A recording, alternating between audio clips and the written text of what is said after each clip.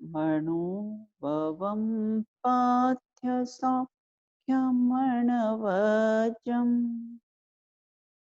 केवलिपहो पणिजिय दुणयतिमीरं जिनं नमः। गति गति सब कोई कहे, गतियों का मर्म न जाने कोई, आत्म को जाने बिना गतियों का फेर मिटे ना कोई, गतियों का फेर मिटे ना कोई। अपनी चर्चा यहाँ पर विगत कई दिनों से जैसे मति वैसे गति अर्थात तो इन भावों का फल क्या होगा, इस विषय पर अपनी चर्चा चल रही थी। पूर्व में हमने चर्चा की थी कि हुंडा और सर्वपणि काल की क्या क्या विशेषताएं रहती है। तो तीसरे काल की देखी हमने कि तीसरे काल में ही तीर्थंकर आदिनाथ भगवान मोक्ष चले गए थे। और भी कहीं देखिए जैसे कुलकर इत्यादि तीसरे काल में ही हुए हैं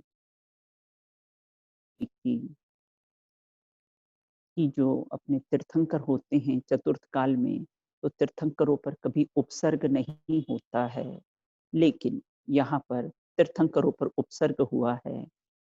और फिर पंचम काल में हमने देखा कि वर्तमान में कुदेव इत्यादि को पूजने वाले बहुत अधिक होंगे और भगवान महावीर का जो शासन काल चल रहा है उसमें कुलंगियों का राज्य होगा, इत्यादि विषयों पर हमने कैसी है चर्चा की थी।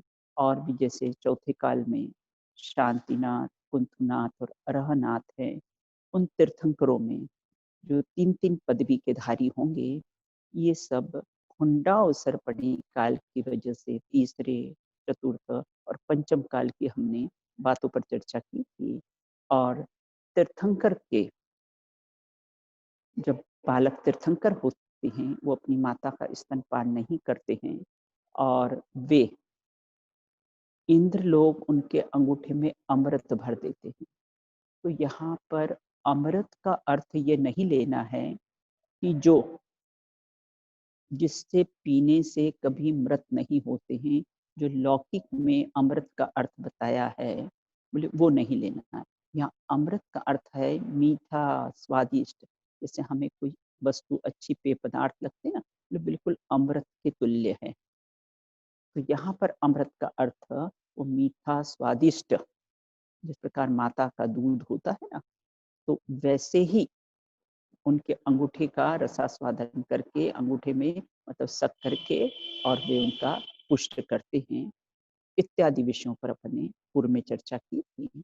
अब अपन आज चर्चा करेंगे यहाँ पर कि जो ज्ञानावरण मतलब किन कारणों से अर्थात किन भावों और परिणामों से हमारे ज्ञान दर्शन इत्यादि हम प्राप्त करना चाहते हैं लेकिन हम प्राप्त नहीं कर पाते हैं, तो ऐसे उसका क्या कारण है।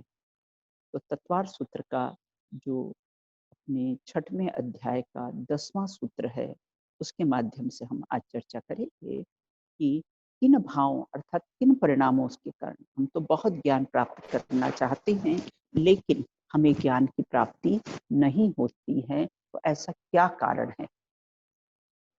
तो सूत्र पढ़ते हैं पहले। तत्प्रदोष निन्नव मासराय अंतराया साधनोपघाता ज्ञान दर्शनावरण योय। अर्थात उस संबंधी, तत् मतलब उस संबंधी, तो बोले किस संबंधी, बोले ज्ञान दर्शन संबंधी कि हमें ज्ञान दर्शन की प्राप्ति क्यों नहीं होती है। बोले प्रदोष, पहला 6 कारण बताए हैं इसमें। पहला प्रदोष है, दूसरा किसान निन्नव है, तीसरा मात्सर्य, चौथा अंतराय, पांचवा आसादन और छठवां उपघात। तो ये जो 6 कारण हैं, इसके कारण से हमको ज्ञान दर्शन हम प्राप्त करना चाहते हैं, फिर भी हमें उसकी प्राप्ति नहीं हो पा रही। तो सबसे पहला हम देखेंगे कौन सा है, प्रदोष। सबसे पहला जो दोष है कौन सा है, बोले प्रदोष। प्रदोष अर्थात कोई व्यक्ति मोक्ष के कारणभूत तत्व ज्ञान का प्रतिपादन करे अर्थात कर रहा हो, उसे सुनकर ईर्ष्या भाव रखना, उसकी प्रशंसा नहीं करना। कोई प्रशंसा करे तो मौन रहना, चुप रहना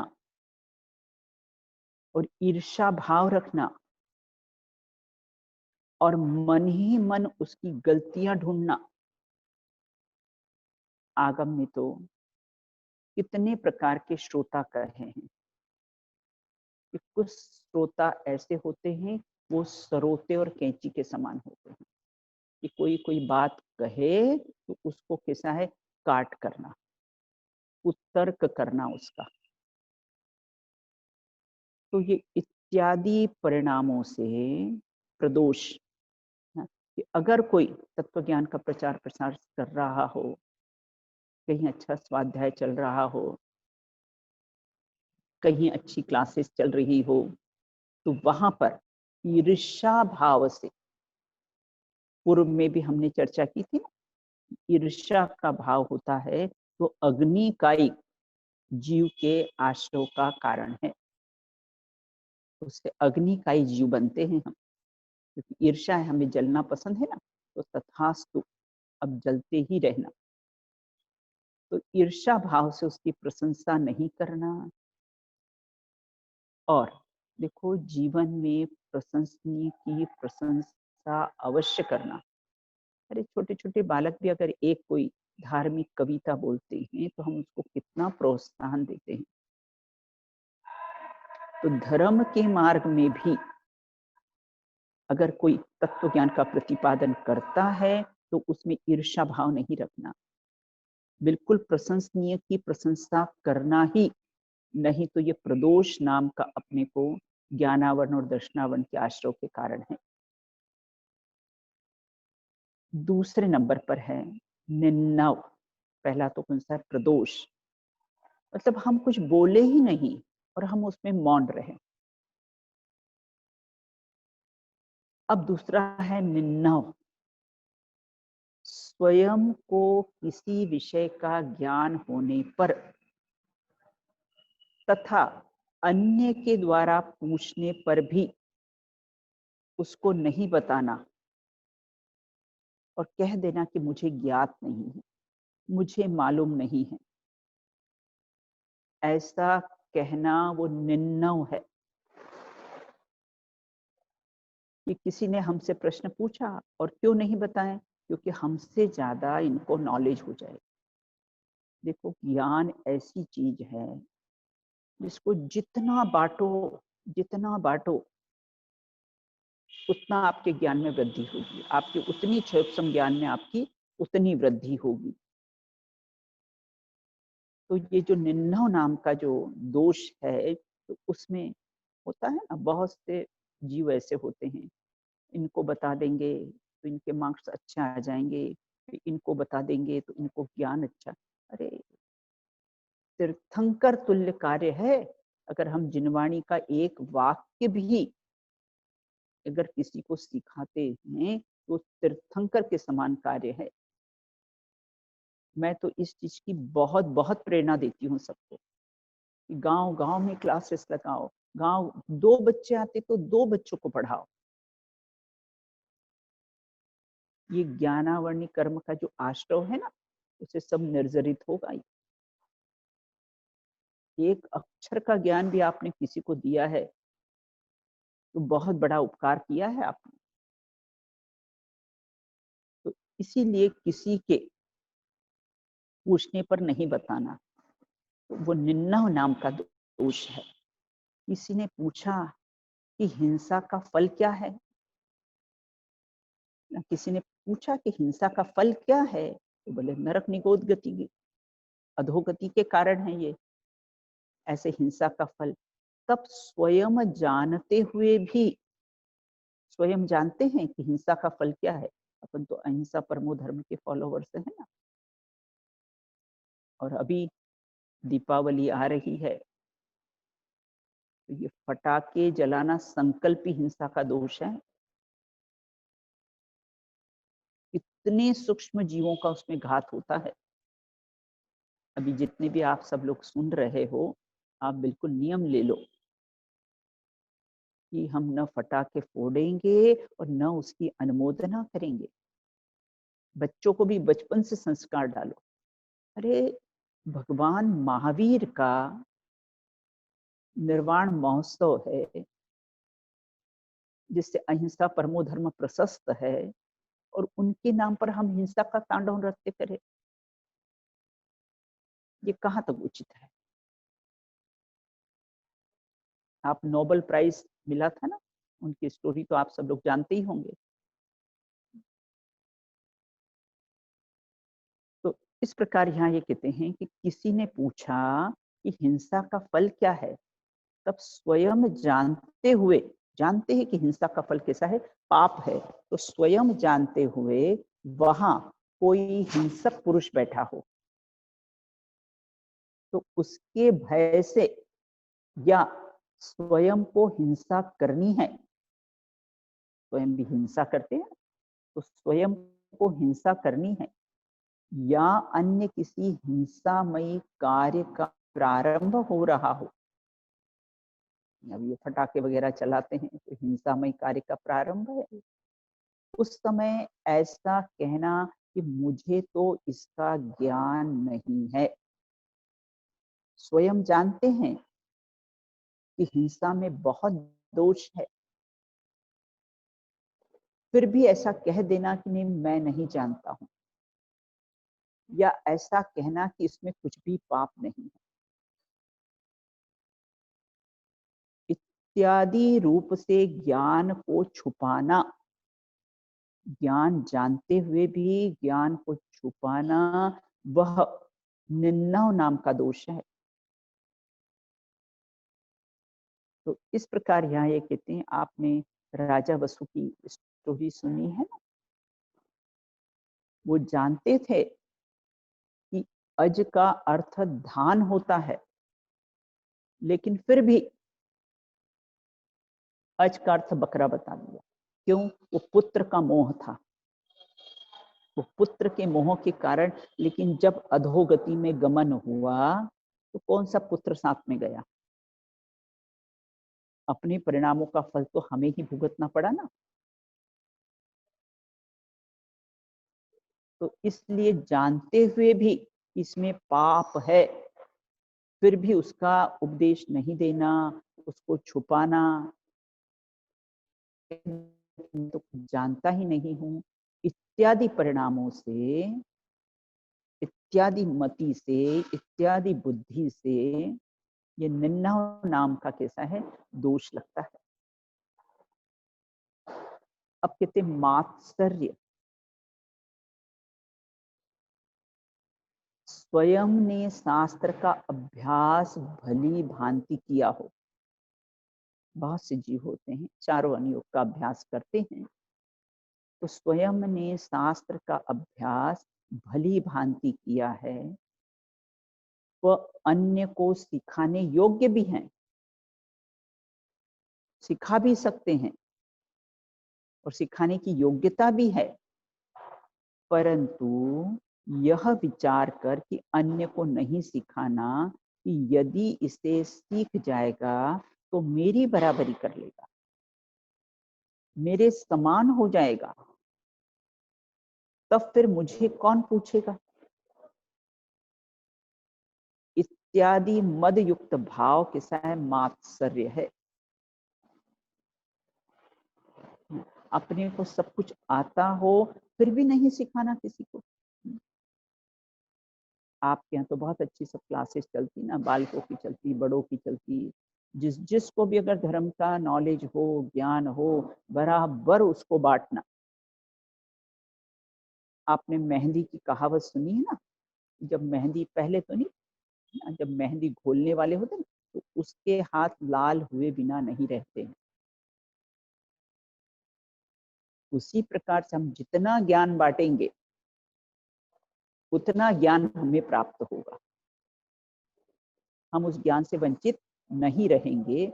इसलिए कभी भी जीवन में इस प्रकार का परिणाम नहीं लाना। इससे हमको भी भविष्य में ऐसे ज्ञान की प्राप्ति नहीं हो। हम सुनना चाहेंगे फिर भी कोई सुनाने वाला नहीं मिलेगा। हमारे एक रिलेटिव थे, उसको कैंसर हो गया था, सिस्टर की लड़की थी, वो कैंसर हो गया था। जब लास्ट टाइम में वो हॉस्पिटल में थी तो उस समय उसके पास कोई नहीं था।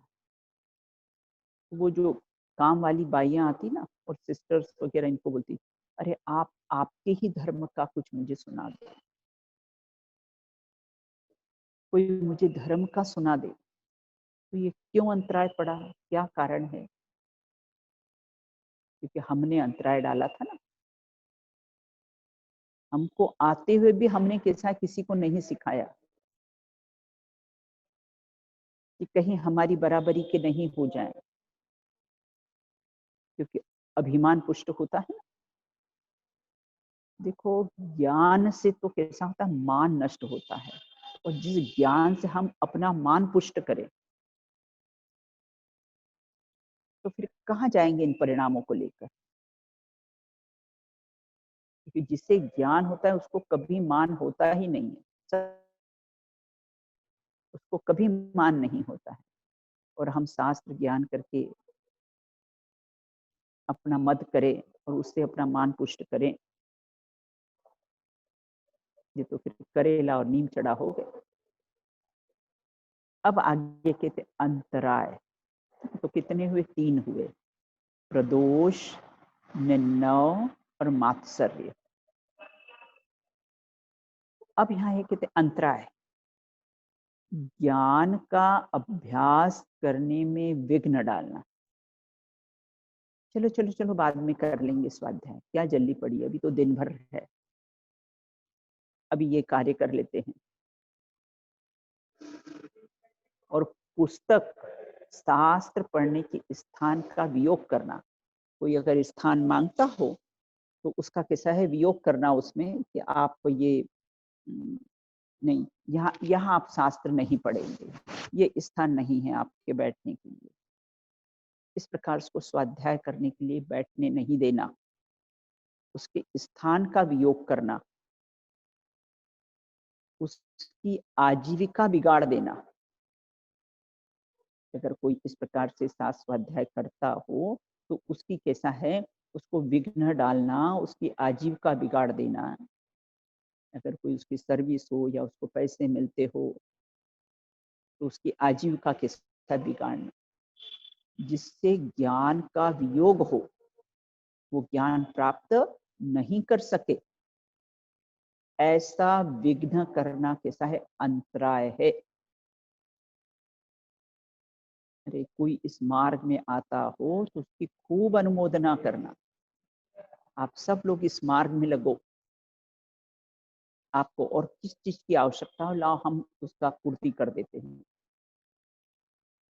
अरे लोग बाग ये सब स्वाध्याय मंदिर बनाते किस लिए बनाते? इसलिए बनाते ना, अभी इंडिया में अनंत भाई सेठ हैं, वो जहां भी स्वाध्याय मंदिर बनता है तो उनका ट्रस्ट उसको पैसा देता है। सब लोग मिलकर स्वाध्याय करो, एक जगह बैठो, स्वाध्याय करो, शांति से आप अपना स्वाध्याय कर सको। तो इस प्रकार की भावना, और कोई अगर इस प्रकार का किसी को ज्ञानाभ्यास में विघ्न डालता है तो उसको कैसा अंतराय कर्म का बंध होता है, और उसे भी फिर भविष्य में कैसा है, अंतराय होगा। वह भी चाहेगा कि मैं शांति से स्वाध्याय करूं, तो उसको वो स्थान की प्राप्ति नहीं होगी।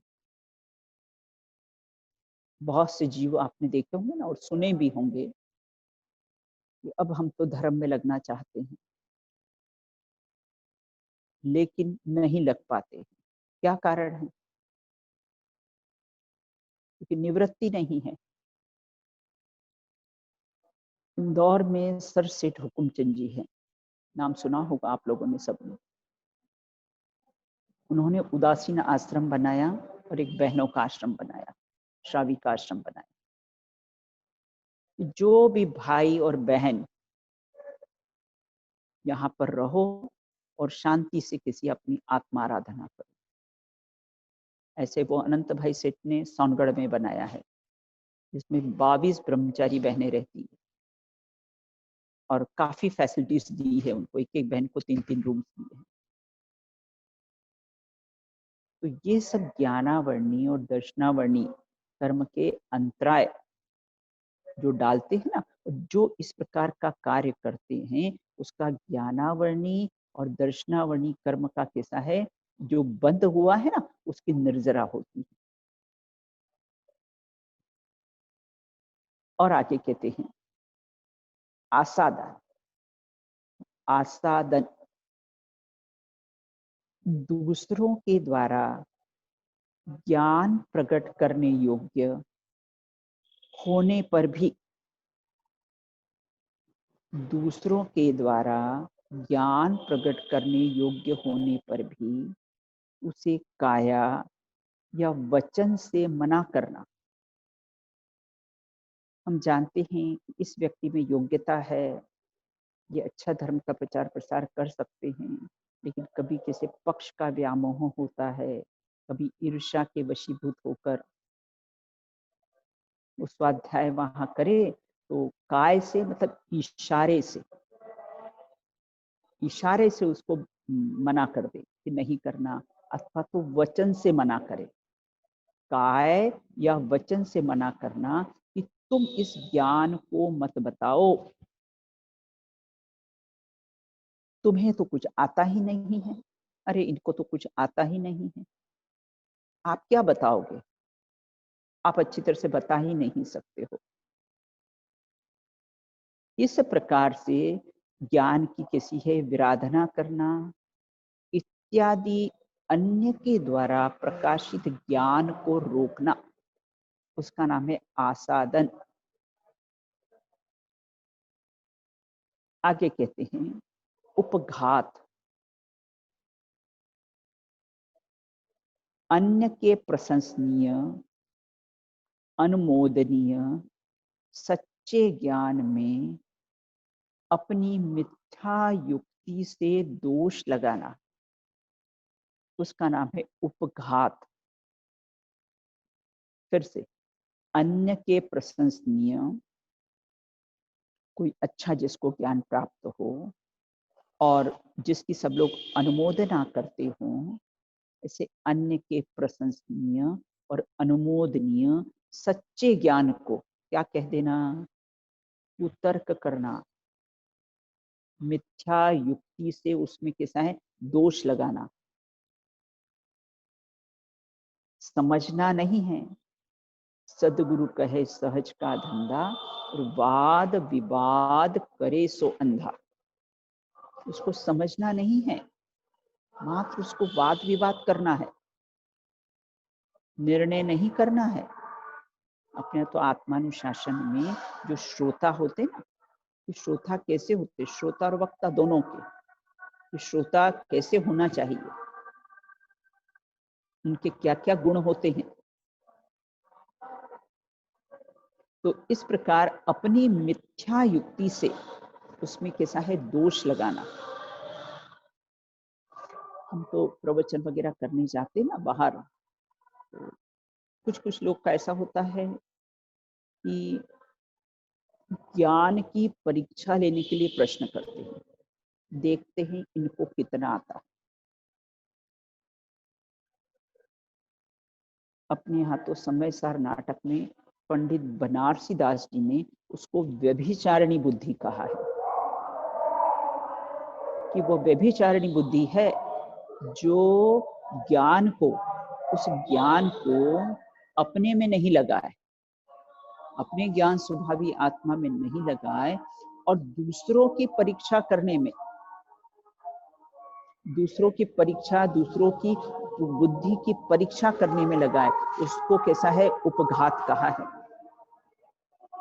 तो इस प्रकार से यहाँ कहते अन्य के प्रशंसनीय, अनुमोदनीय के सच्चे ज्ञान में अपनी मिथ्या युक्ति से दोष लगाना, वह कैसा होता है, उसको उपघात कहते हैं।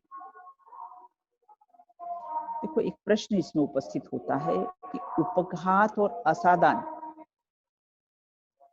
ये दो भेद है ना। उपघात और आसादन में क्या भेद है, मतलब क्या अंतर है? क्योंकि ज्ञान में दोष लगाना तो वो तो उपघात हुआ और यही उसकी आसादन हुआ, अतः दोनों में तो कोई अंतर नजर नहीं आता है। यहाँ कहते हैं कि ऐसा नहीं है।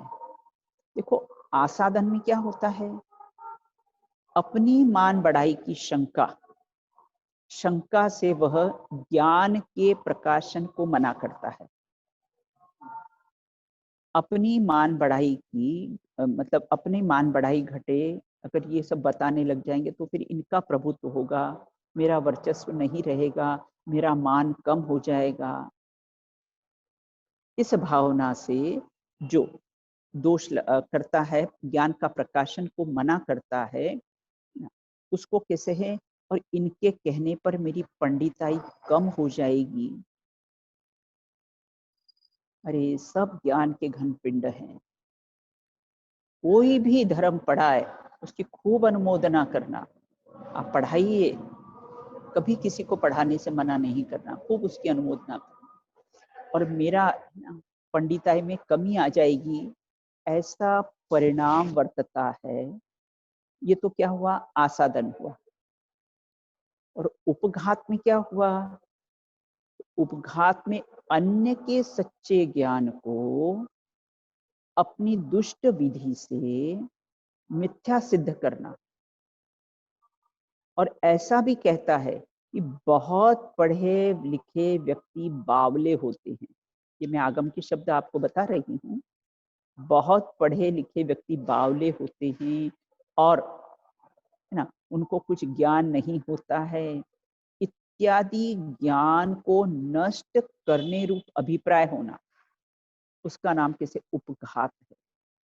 इस प्रकार आसादन और उपघात में अंतर है। देखो ये अपने जीवन में ये बहुत छोटी छोटी सी बातें सब होती है, और हमारे कहाँ ये कर्म का बंध हो जाता है, हमें ख्याल ही नहीं रहता है। इसलिए आचार्य उमा स्वामी ने तत्वार सूत्र में ये सब 6 कारण बताए हैं कि हमें कैसा है कि ज्ञान दर्शन प्राप्त करना चाहते फिर भी क्यों नहीं हो रहा, उसका क्या कारण है। बोले प्रदोष, निम्नव, मात्सर्य, अंतराय, आसाधन, उपघात, ये सब ज्ञानावरणी और दर्शनावरणी कर्म के कहते हैं आश्रव के कारण है। अब आगे कहते हैं कि दोनों ही कर्म, इसमें एक प्रश्न उठाया है कि दोनों ही कर्मों के में आश्रव के एक समान कारण कैसे हो सकते हैं। ऐसा प्रश्न उठाया है कि ज्ञानावरणी है और दर्शनावरणी है, दोनों में ही समान आश्रव के कारण कैसे हो सकते हैं। देखिए एक कारण में अनेक कार्य उत्पन्न होते हैं, ये तो हम अपने लौकिक जीवन में भी देखते हैं। जैसे कुम्हार होता है ना, उसी चाक, डंडा, मिट्टी, पिंड, डोरी से, है ना, ये कारण सब एक समान है, लेकिन कभी घट बनाता है, कभी कुल्हड़ बनाता है, कभी सकोरा बनाता है, कार्य अलग अलग हुए ना। कारण तो सबके समान है, लेकिन कैसे कार्य तो कैसा है, अलग अलग हो गए। उसी प्रकार एक कारण में अनेक कार्य उत्पन्न हो सकते हैं। जैसे सूर्य का ही हम विचार करें, सूर्य एक है लेकिन कार्य कैसा है, दो करता है। प्रकाश और ताप दो कार्य हो करता है। मेघ, बादल में जब बारिश होती है तो कार्य तो कैसा एक होता है, लेकिन वस्तुएं, फल, फूल, सब्जियां, अनेक कार्य होते हैं, अनेक फसलें उत्पन्न हो जाती हैं।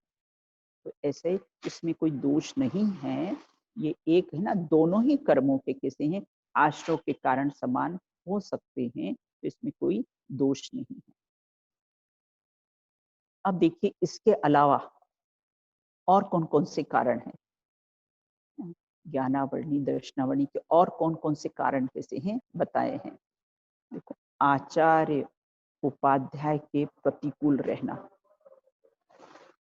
6 कारण तो बता ही दिए हैं, लेकिन और कारण बताए हैं कि आचार्य उपाध्याय के प्रतिकूल रहना, अकाल में शास्त्र का अध्ययन करना, क्यों नहीं करना चाहिए? अपने यहाँ तो संधि काल में सिद्धांत शास्त्रों का अध्ययन नहीं करते हैं, तो उसके पीछे भी कारण है कि वो संधि काल रहता है, उसमें जीवों की उत्पत्ति बहुत होती है और जीवों की उत्पत्ति होने पर हमें हिंसा का दोष लगता है और संधि काल में उपयोग की इतनी स्थिरता भी नहीं रहती है। इसलिए आगम में संधि काल में या अकाल के समय में शास्त्र का अध्ययन करने के लिए मना किया है। तो अकाल के समय में शास्त्रों का अध्ययन करना, श्रद्धान का अभाव रखना, सच्चे देव सास गुरु के श्रद्धान का अभाव रखना, अपने यहाँ पर तो मोक्ष मार्ग प्रकाशक ग्रंथ में कहा है कि रत्नकण शावकाचार्य में ही कहा है कि सच्चे देव सास गुरु के दृढ़ श्रद्धानी हो, उसी को सम्यक दर्शन की प्राप्ति हो सकती है। इससे सच्चे देव सास गुरु का कैसा है? दृढ़ श्रद्धानी होना चाहिए। स्वप्न में भी रेवती रानी जैसा कुगुरु कुदेव कुधर्म की नहीं प्रशंस उचरे। तो श्रद्धान का अभाव होना, विद्या के अभ्यास में आलस्य करना, अब प्रमाद आ रहा है, अब कौन स्वाध्याय सुनने बैठे, कौन स्वाध्याय करने बैठे, ऐसे उसमें आलस्य करना, शास्त्र के अर्थ को अनादर पूर्वक सुनना। जब जब भी शास्त्र हम सुनने बैठते हैं, अहो इसमें मेरा ही हित भाषित होता है। आत्म कल्याण के आत्म कल्याण की भावना से ही शास्त्र सुनना, न कोई मान कषाय के कारण, न क्षुप ज्ञान बढ़ाने के कारण। देखो जिस समय हम स्वाध्याय, जैसे आप सभी लोग अभी सुन रहे हो ना, तो देखो कितना लाभ है। इस समय आप पांचों पापों से रहित हैं। क्षुधा आपका क्षुधा का विकल्प नहीं है, तो सहज उपवास हो गया। कषाय आपकी इस समय मंद है, तो देखो स्वाध्याय सुनने से, पढ़ने से सहज ही कितने लाभ हो जाते हैं। इसलिए कभी कैसा है, प्रमाद नहीं करना। तो शास्त्र का अर्थ आदर पूर्वक सुनना, धर्म तीर्थ का लोप करना, अर्थात मोक्ष मार्ग में कोई लगते हो तो उनको रोकना।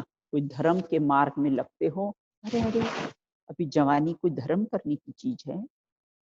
धर्म तो वृद्धावस्था में किया जाता है, जवानी में तो धर्म नहीं किया जाता है। इस प्रकार से उसको मोक्ष मार्ग में रोकना। और जो संसार रूपी समुद्र से तिरने का जो रत्नंत्र है, सम्यक दर्शन, सम्यक ज्ञान और सम्यक चारित्र रूप मोक्ष मार्ग के द्वारा तिरते हैं। अतः उस धर्म तीर्थ की खूब प्रभाव ना करना। अतः कैसा है, ये तीर्थ है सच्चे देव सास गुरु, क्योंकि ये तिरने में निमित्त हैं, भव सागर से तिरने में निमित्त हैं। देखो गंगा जल के स्नान इत्यादि करना, और कैसा है, उससे तिरा नहीं जाएगा। इस मोक्ष मार्ग का उपरोध करना अर्थात रोकना ही धर्म तीर्थ का लोप है। और आगे कहते हैं, बहुश्रुत पने का गर्व करना। हमें बहुत शास्त्र का नॉलेज है, हम बहुत शास्त्र के ज्ञाता हैं। वो एक स्टोरी ऐसी आती है कि एक पंडित जी का कोई पुत्र था और पंडित जी भी चाहते थे कि मेरे समान इनको शास्त्र का ज्ञान हो, बालक को। तो उन्होंने, लेकिन पिता तो नहीं सिखा सकते ना, चाहे माता हो चाहे पिता हो, अपने बालकों को इतनी अच्छी तरह से नहीं सिखा सकती जितना गुरुजन सिखा सकते हैं। तो उसको पढ़ने के लिए गुरुकुल में भेजा, और गुरुकुल में भेजा तो पंडित का तो लड़का था। तो जाते के साथ वो गुरुजी से बोला, मुझे प्राकृत का ज्ञान है, मुझे संस्कृत का ज्ञान है, मैंने इतने शास्त्रों को पढ़ा है। तो गुरुजी ने उनसे एक प्रश्न पूछा, अच्छा आप ये बताइए, जिसके पढ़ने के बाद कुछ पढ़ना शेष नहीं रहा है, ऐसे शास्त्र आपने पढ़ा है, ऐसा ज्ञान आपने प्राप्त किया है? बोले नहीं, आत्मज्ञान ही ज्ञान है, शेष सभी अज्ञान। तो बोले नहीं, उसको तो नहीं पढ़ा, उसका ज्ञान तो प्राप्त नहीं किया है। तो बोले कोई कार्यकारी नहीं। तो इस प्रकार बहुश्रुतपने का गर्व करना, ज्ञान का मत ज्ञानियों को नहीं अज्ञानियों को होता है, क्योंकि ज्ञानी तो सबको भगवान आत्मा जानते हैं और सबको ज्ञान का घनपिंड जानते हैं। किसी को ज्ञान कम नहीं है और किसी को ज्ञान ज्यादा नहीं। मिथ्या उपदेश देना, झूठा उपदेश देना ईश्वर करता है। आप महावीर जी चले जाओ, आप तिजारा जी चले जाओ, आप पार्श्वनाथ भगवान के पास चले जाओ, वो आपके सारे संकट हर देंगे। ऐसा मिथ्या उपदेश देना, बहुश्रुत पुरुष की अवज्ञा करना, जो बहुत ज्ञानी पुरुष हो ना, उनका अपमान करना, अपने मिथ्या वचन पक्ष से स्वयं को पंडित मानना। पंडित बनारसी दास जी को जब ये समयसार नाटक लिखने के पहले तो अपना मिथ्या वचन के पक्ष से अपने को कैसे पंडित कहने लगे।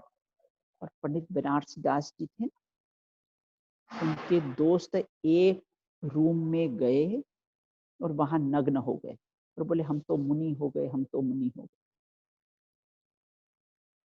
बाद में जब उन्होंने गुणस्थानों का अध्ययन किया, तब उनको वास्तविक स्वरूप मालूम पड़ा कि सच्चे गुरु कैसे होते हैं।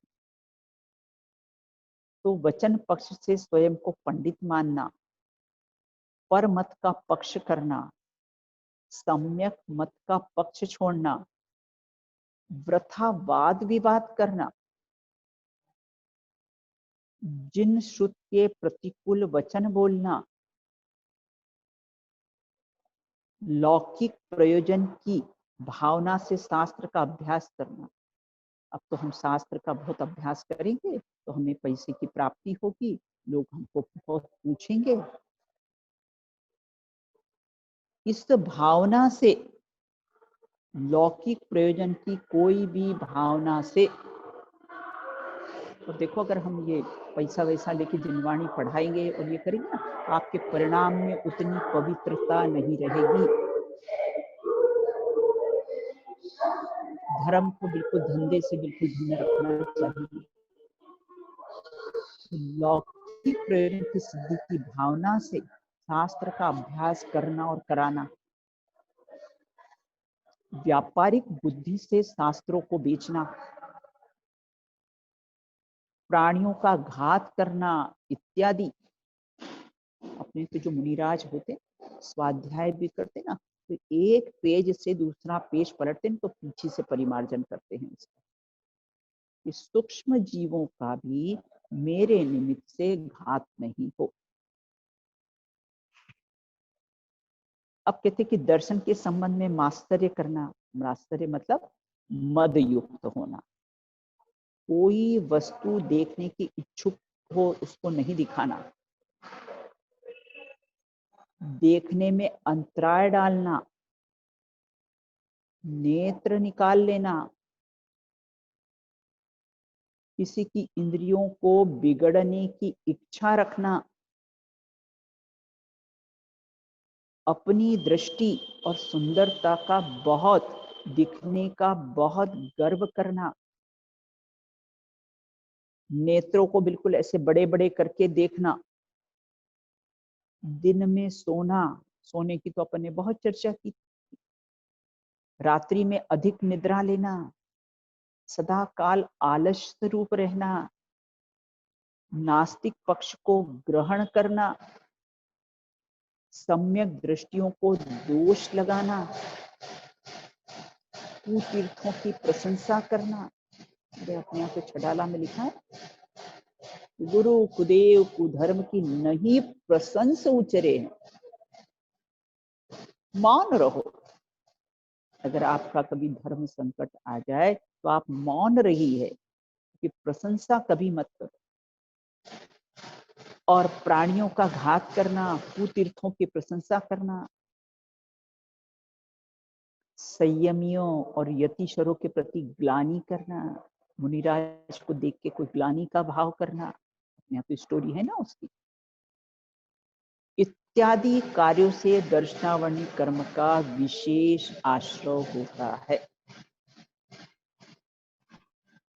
तो इस प्रकार से आज हमने ये यहाँ पर देखा है कि किन भाव और परिणामों से हमें ज्ञान दर्शन इत्यादि की प्राप्ति अपन करना चाहते हैं हम, लेकिन हमें प्राप्त नहीं होता है। इसके 6 कारण हमने देखे हैं। फिर से मैं रिपीट कर देती हूँ, प्रदोष, निन्नव, मात्सर्य, अंतराय, आसाधन, उपघात और अन्य अन्य भी कारण अपने देखे हैं। तो इस प्रकार से हमें इन परिणामों से बचना चाहिए, नहीं तो हम ज्ञान प्राप्त करना चाहते फिर भी हमें ज्ञान की प्राप्ति नहीं होगी। इसलिए हम इन कारणों से बचे और ये प्रकरण पढ़ने का अपने को कैसा है, यही लाभ है कि ऐसे परिणामों से हम बचे। शेष चर्चा हम बाद में।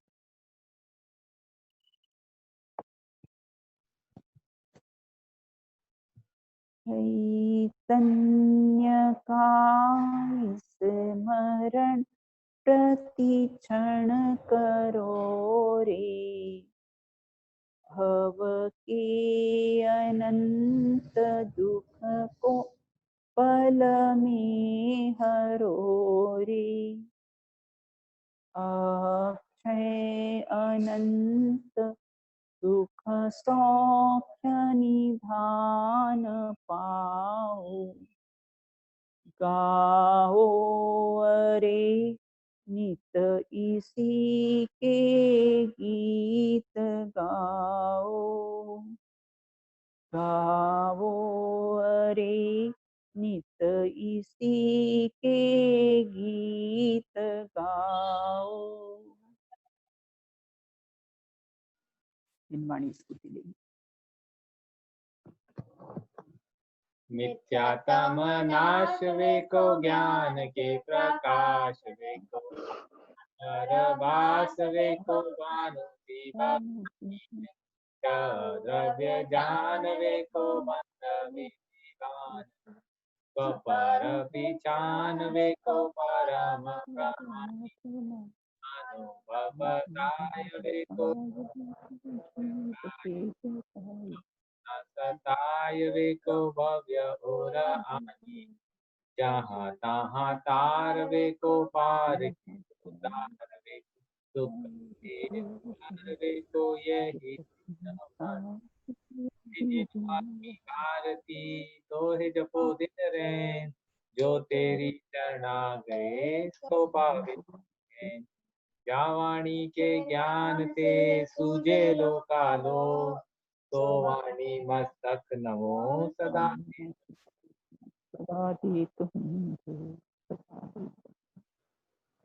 जय बोलो अनंतानंद सिद्ध परमेश्वरी भगवंतों की जय हो। 9 करोड़ महामुनि राजों की जय हो। द्वादशांग जिनवाणी माता की जय।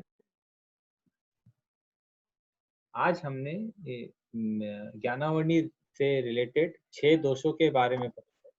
इससे रिलेटेड अगर किसी को कोई प्रश्न है तो हम अभी ले सकते हैं।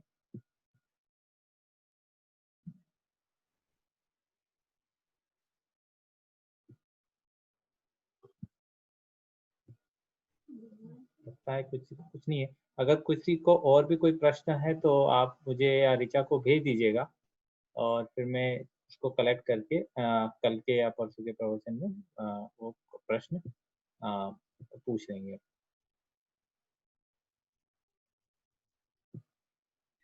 जय जिनेन्द्र। जय जिनेन्द्र, थैंक यू। जय जिनेन्द्र एवरीवन। जय जिनेन्द्र एवरीवन। जय जिनेन्द्र।